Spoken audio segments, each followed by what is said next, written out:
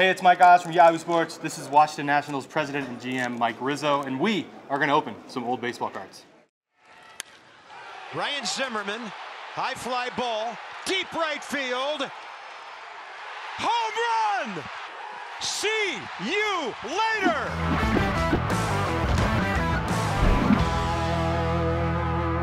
All right, Mike, you are the first GM president we've had on the show, and I think the first guy with an extensive scouting background. Okay, you were a scout for how long? I was a scout for about 25 years. I started as an area scout for 13 years and became a national cross-checker, scouting director for years, and a little bit of a farm director, assistant GM, and the GM. Did you collect cards? Oh, we sure did. Everybody always did. The gum in the pack, and then you made your little field and with your team and stuff like that. Definitely. What's your best card?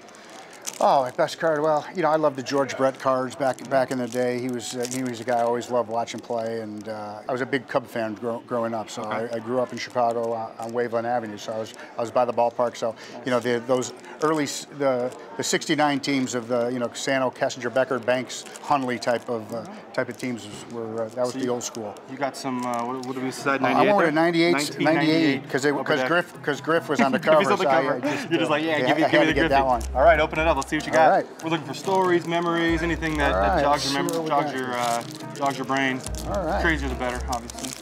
Definitely. Let's see what we got here. All right. We're going to start it off with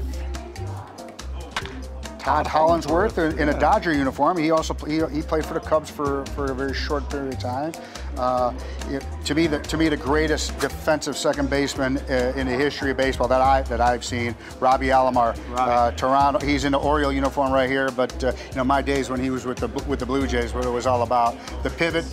Nobody did the pivot better than Robbie Alomar. He had a cannon for an arm. He had quickness of his feet. He was like a ballet dancer at the back. He could turn a double play in 6 or 7 different ways. And those were the days, remember, when they could blow you up at second base, and he always avoided it. Ramon Martinez, Pedro's brother. At this time when Ramon was pitching, Pedro was Ramon's brother, and now Ramon is Pedro's brother. And this is him with the Dodgers. That second was he on the Dodgers twice? Did he come back? I think he was. I'm not sure when this one. Yeah, but, this is '98. So let's see. He was he was on the Dodgers all those years. 10 years in the Dodgers. Dodgers forever for him. Let's see who we got here. Matt Karcher. Yes, sir. I scouted him in college, and he was a good hard fastball, curveball type of guy that closed a little bit for a couple of teams. This is he with the White Sox. Ray Langford. This is an interesting guy. This was when the Cardinals had all those athletes on the turf. This guy was a multi-sport guy and really came into his own. Let's point out how happy he is on his card too. He's really super smiling. Yeah, that's a great picture right there. Happy. Man. Yeah. Like his mom would like that baseball a Cardinal card. for life too. Yeah, he was. Hang that one on the wall, Mama Langford. Yeah.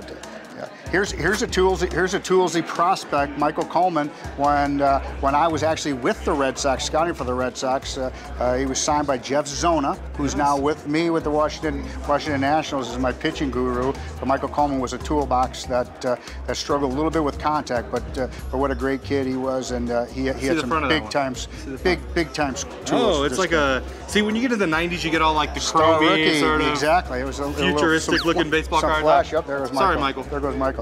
Yeah, Gary DiSorcina, a slick fielding shortstop, and now a big league coach, but really a slick fielding defensive guy with the Angels all those years.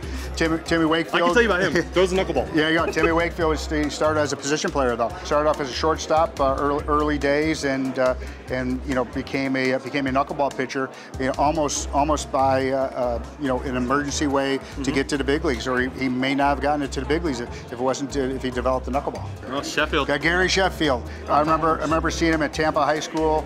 This kid, when he was a young player, was as scary a guy in the batter's box as you could imagine. His contact rate and his exit velocity was so nasty. Did he have that look when he was a kid too? Oh, he had the swagger and the look of a big leaguer way back in the day, and but he could swing the bat. I feel like he's one of the guys that would be the most, like if you were a pitcher and you just had to look at him, like that would make you almost just be like, no, I'm gonna go home.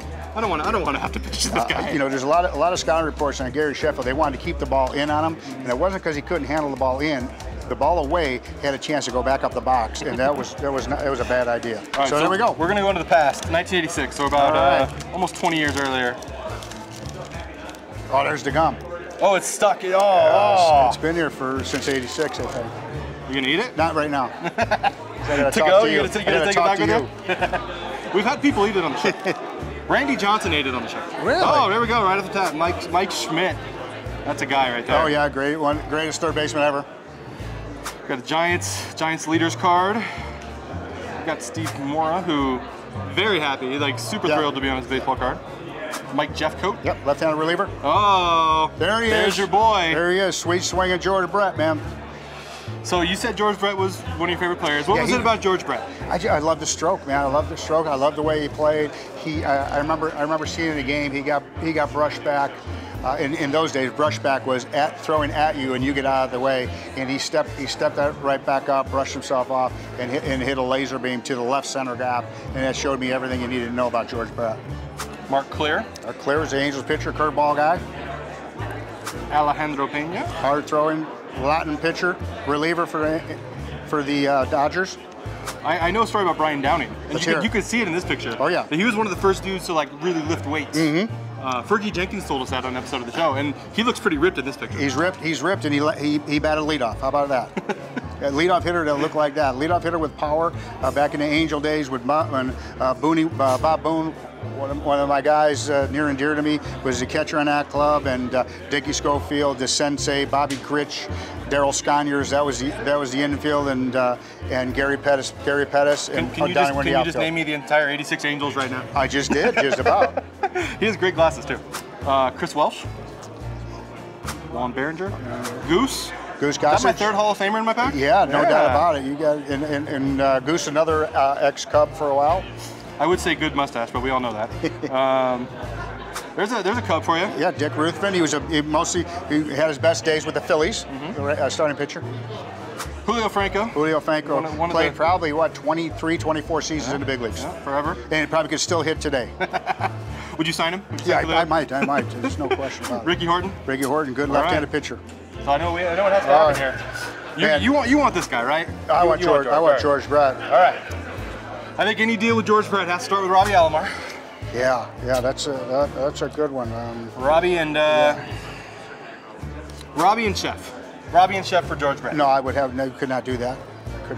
I feel Hall of Famer for a Hall of Famer. Well, Chef is on the Hall of Fame. Well, he is a Hall of Famer. I don't care if they haven't voted him in yet, but he is a Hall of Famer. I'm not going to give you George Brett and Mike Schmidt, but I will give you George Brett and Goose Gossage. For those two. George Brett and Goose Gossage. I'll do that. I think that's pretty fair. Yeah, that's pretty fair. You know, like George Brett is the best player in this trade. Sure, right? But you got a third baseman and Schmitty, so you're good. You know, I probably got like the two and three guys. Yeah, definitely. Fair deal. Mike Rizzo, a lot of fun, man. It's a pleasure. You got your guy. Yeah, I'm gonna chew my gum now.